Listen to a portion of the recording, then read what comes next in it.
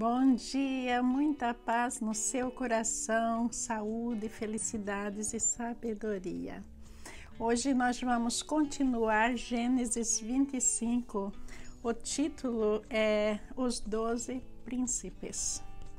Então, agora que Abraão faleceu, nós vamos verificar o que é que aconteceu com os filhos dele, os quais não herdaram da sua riqueza, que fazia parte do acordo com Deus. Vimos ontem que eles foram presenteados e vamos ver também, isso foi uma das causas de rivalidade entre eles. Então vamos ver primeiro o que é que está registrado na palavra de Deus. Leitura de Gênesis 25, de 12 a 34. Este é o registro da descendência de Ismael, o filho de Abraão, que Agar, a serva egípcia de Sara, deu a ele. São estes os nomes dos filhos de Ismael, alistados por ordem de nascimento.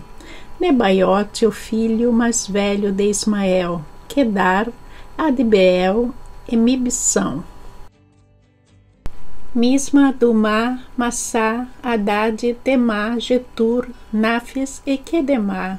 Foram esses os 12 filhos de Ismael, que se tornaram os líderes de suas tribos. Os seus povoados e acampamentos receberam os seus nomes. Ismael viveu 137 anos, morreu e foi reunido aos seus antepassados.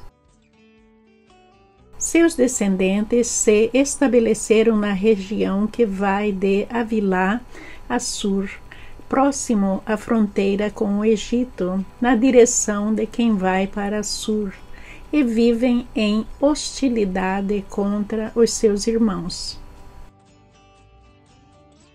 Esta é a história da família de Isaque, filho de Abraão. Abraão gerou Isaque, o qual aos 40 anos se casou com Rebeca, filha de Betuel, o arameu de Padã Arã, e irmã de Labão, também arameu. Isaque orou ao Senhor em favor de sua mulher, porque era estéril. O Senhor respondeu à oração e Rebeca, sua mulher, engravidou. Os meninos se empurravam dentro dela, pelo que disse: "Por que está me acontecendo isso?" Foi então consultar o Senhor. Disse-lhe o Senhor: "2 nações estão em seu ventre. Já desde as suas entranhas 2 povos se separarão. Um deles será mais forte que o outro, mas o mais velho servirá ao mais novo." Ao chegar a época de dar à luz, confirmou-se que havia gêmeos em seu ventre. O primeiro a sair era ruivo, e todo o seu corpo era como um manto de pelos. Por isso lhe deram o nome de Esaú. Depois saiu seu irmão com a mão agarrada no calcanhar de Esaú, pelo que lhe deram o nome de Jacó. Tinha Isaque 60 anos de idade quando Rebeca os deu à luz.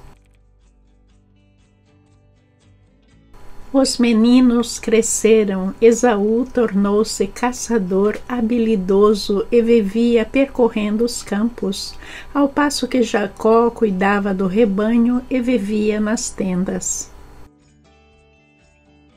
Isaque preferia Esaú porque gostava de comer de suas caças. Rebeca preferia Jacó. Certa vez, quando Jacó preparava um ensopado, Esaú chegou faminto, voltando do campo. E pediu-lhe: "Dê-me um pouco desse ensopado vermelho aí. Estou faminto." Por isso também foi chamado Edom. Respondeu-lhe Jacó: "Venda-me primeiro o seu direito de filho mais velho." Disse Esaú: "Estou quase morrendo. De que me vale esse direito? Jacó, porém, insistiu: jure primeiro. Ele fez um juramento, vendendo o seu direito de filho mais velho a Jacó. Então Jacó serviu a Esaú pão com ensopado de lentilhas. Ele comeu e bebeu, levantou-se e se foi. Assim Esaú desprezou o seu direito de filho mais velho. Vocês viram, para começar aí, que está falando dos descendentes de Ismael. Ismael é filho de Abraão com a escrava egípcia chamada Agar. Não sei se vocês se lembram dessa história. Quem está seguindo o curso com certeza vai lembrar que Sara estava cansada de esperar para se engravidar, 10 anos de espera. Aí pediu para Abraão, Sara, a esposa de Abraão, pediu para o seu esposo para ter relações com Agar, que era a escrava deles, porque eles queriam um herdeiro. Mas daí aconteceu que em seguida Sarai ficou gestante. E daí começou rivalidades entre Agar e Sarai. E Sarai exigiu que Agar fosse destituída. E Agar foi mandado para fora de casa. Aqui a história está voltando em algo que aconteceu em Gênesis 17, que Ismael seria abençoado através das gerações, que ele seria o pai de 12 príncipes. Como aconteceu, Ismael teve 12 filhos e está registrado na Bíblia que do nome de cada filho deu origem a certos povoados, certas regiões e a esses príncipes. Quanto a Ismael, também o abençoarei, como você pediu. Eu o tornarei extremamente fértil e multiplicarei seus descendentes. Ele será o pai de 12 príncipes e farei dele uma grande nação. Gênesis 17, 20. E daí a história volta de novo para Isaque e Rebeca e os seus filhos Esaú e Jacó. E nós vamos ver que depois do casamento entre os dois, a Rebeca tinha dificuldades de se engravidar. Foi necessário que Isaque orasse ao Senhor para Rebeca se engravidar. Vocês já entenderam o porquê disso? Porque até agora Abraão era a pessoa tendo a conexão com Deus e que houve aquela aliança. E depois que Isaque casou-se com Rebeca, ela teria que se engravidar para que a aliança de Deus feita com Abraão se cumprisse. Mas ela não estava engravidando. Aí tinha a mão de Deus, porque Deus queria que Isaque se voltasse para ele, falasse com ele, para que se estabelecesse um novo relacionamento. Um outro fato que nos mostra aí é que o nascimento de uma criança nunca é apenas a realização entre o pai e a mãe. Não, é primeiramente com a permissão de Deus.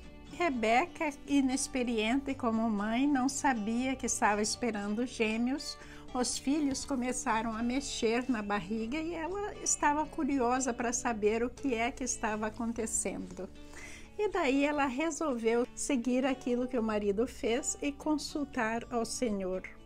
E o Senhor deu uma resposta imediata, falando daquilo que estava acontecendo. Deus estava declarando ali algo muito importante, que mesmo essas crianças estarem sendo geradas, elas nunca cometeram nada de bom ou de ruim, mas elas já estavam predestinadas a viver em duas realidades totalmente diferentes.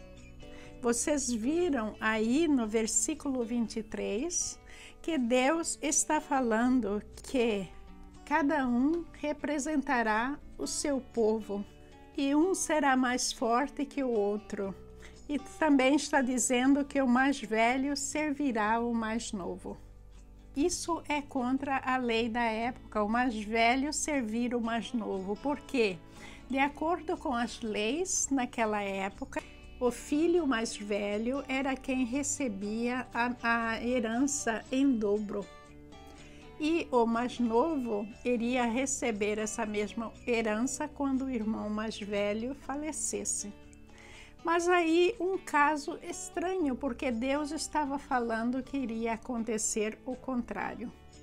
Veja que aquilo que Deus está falando, parte é predestinação, mas parte nós vamos ver que depende da pessoa vivendo aquela circunstância, porque Deus não fica comandando as pessoas como dizem, Deus no comando, que Deus vai na frente do pecador e o pecador pecando atrás, sem saber o que é que está fazendo, não. Deus está aqui por trás de nós, nos deixando agir no nosso livre-arbítrio, esperando que a gente faça a vontade dele. Deus esteve no comando uma vez. Quando é que foi? Vocês sabem? Quando ele estava trazendo o povo para a terra prometida. Nessa época, Deus estava no comando. Mas agora, depois que entregou a terra prometida, Deus está esperando que a gente faça as coisas certas. Ele não está no comando de nenhum pecador, fazendo, aprontando, roubando, estrupando crianças, praticando adultério, as coisas mais horríveis. Vocês acham que Deus vai estar no comando? Então, isso é uma falácia popular. Popularmente falando, você escuta todos os dias nas redes sociais que Deus está no comando. Mas eu não sei de que Deus que eles estão falando, porque Deus não comanda pecadores. Terá de reconhecer os direitos do filho mais velho, da esposa não amada, dando-lhe porção dobrada. Ele é o primeiro filho do vigor de seu pai, e os direitos do filho mais velho lhe pertencem. Deuteronômio 21:17. Uma coisa a considerar é que Deus já sabia o que é que esses dois irmãos iriam fazer. Então, fica difícil da gente ver onde a predestinação para e o livre-arbítrio da pessoa começa por causa dessa situação. Mas vamos ver o que é que o apóstolo Paulo nos explica sobre isso em Romanos. Antes deles nascerem, porém, antes mesmo de terem feito qualquer coisa boa ou má, ela recebeu uma mensagem de Deus. Essa mensagem mostra que Deus escolhe as pessoas conforme os propósitos dele. Romanos 9, versículo 11. E as chama sem levar em conta as obras que praticam. Foi dito a Rebeca, seu filho mais velho servirá a seu filho mais novo. Romanos 9, versículo 12. Nas palavras das Escrituras, amei Jacó, mas rejeitei Esaú.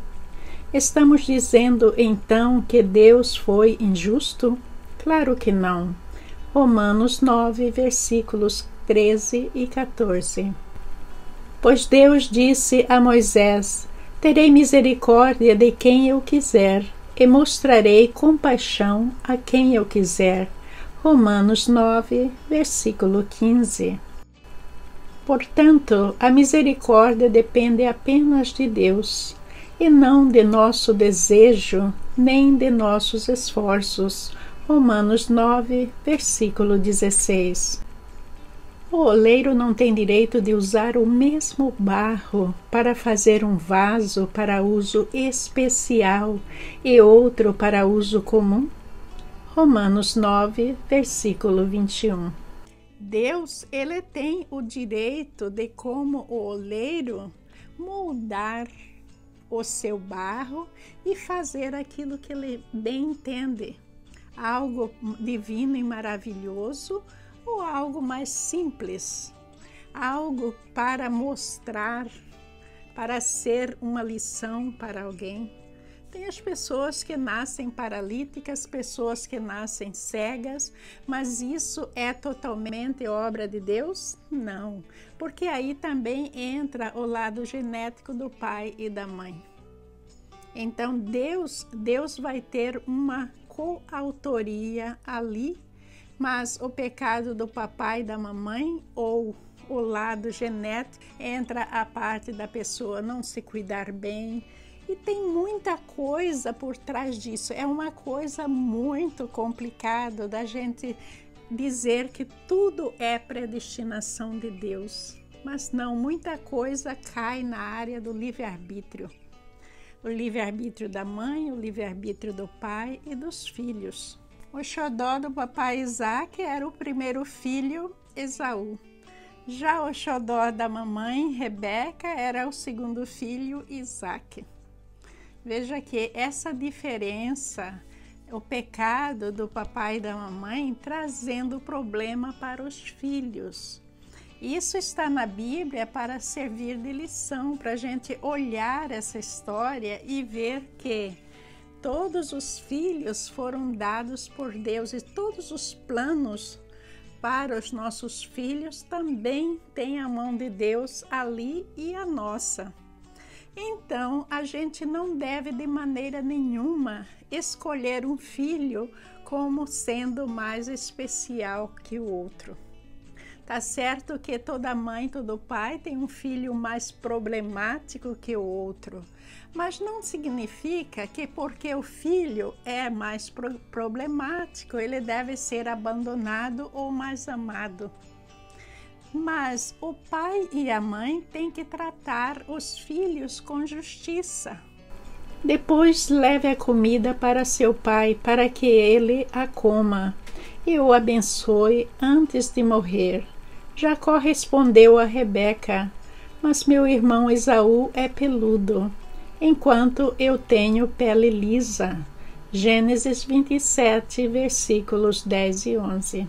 Eu anotei aqui a diferença deles, né? A começar, a diferença do tratamento entre o pai e a mãe. Os dois irmãos, apesar de serem gêmeos, eles eram diferentes. Esaú deu origem a Edom, parte dos edomitas, e Jacó, parte de Israel, os israelitas. Veja que Israel estava de um lado do Mar Morto e do outro lado estava Edom. Então eles estavam separados pelo mar e também por suas características pessoais e familiares. Esaú era um caçador habilidoso e vivia para fora. Já Jacó era conservador, ele gostava de viver dentro das tendas, dava mais valor à família, era mais quieto. Também que Esaú nasceu peludo, pelos por todo o corpo, por causa de Esaú ser vermelho. A terra em que ele foi morar se chamou Edom, dando origem aos edomitas. Edom significa vermelho, por causa de suas características físicas. Esaú tinha a chance de ser o chefe da família, porque de direito a herança da família em dobro pertencia a ele. Mas ele não estava interessado nessa posição, tanto que ele estava faminto, voltando do campo, e seu irmão começou a manipular a ele, dizendo que daria a ele o alimento se ele concordasse em abdicar ao direito de ser o chefe da família.